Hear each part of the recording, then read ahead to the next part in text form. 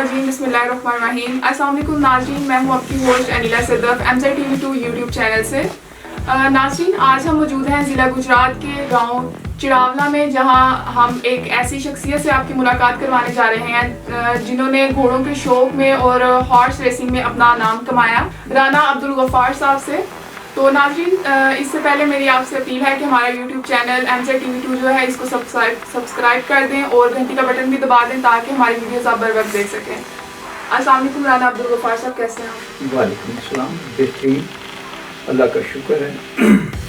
अच्छा राना अब्दुल गफ्फार साहब, आप ये बताएं, हमारे लिए तो ये बहुत सरप्राइज की बात है कि आपने हॉर्स रेसिंग में एक नाम कमाया अपना और आपको इसका बहुत ज़्यादा शौक रहा है। आप इसकी अपनी जो हिस्ट्री है हॉर्स रेसिंग के हवाले से वो बताएं। जी, मैंने 92 में ये शौक़ शुरू किया था और सबसे पहले एक थारोब्रेड घोड़ी बशेरी खरीदी। उसके बाद मैंने अपने शौक़ जो है मुझे बहुत ज़्यादा शिद्दत से मतलब अरूज पर ले गया।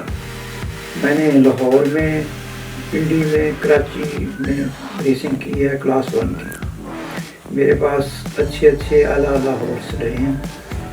मिसाल के तौर पे don't worry, nice Rani, Rana choice, इसके अलावा भी बहुत अच्छे घोड़े मेरे पास रहे हैं जिन्होंने अच्छी रेसिंग की है। मुझे आप घोड़ों के हवाले से अपना जो फैमिली का बैकग्राउंड है वो बताएं। जी, हम जो हैं इंडिया के डिस्ट्रिक्ट होशियारपुर से माइग्रेट होके आए पाकिस्तान। तो हमारे गांव का नाम ही घोड़ेवा था। तो वो 12 किलोमीटर का एरिया था। तो घोड़े की वजह से ही वहाँ पे जो है ना, घोड़े के नाम पे वो गांव बना था। कोई बाबा अजदाद का नाम लेकर मैंने यहाँ पे वो घोड़े रखे और हॉर्स।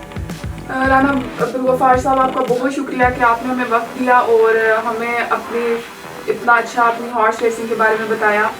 तो नाज़रीन, एक नई वीडियो के साथ आपकी खिदमत में हाजिर होंगे।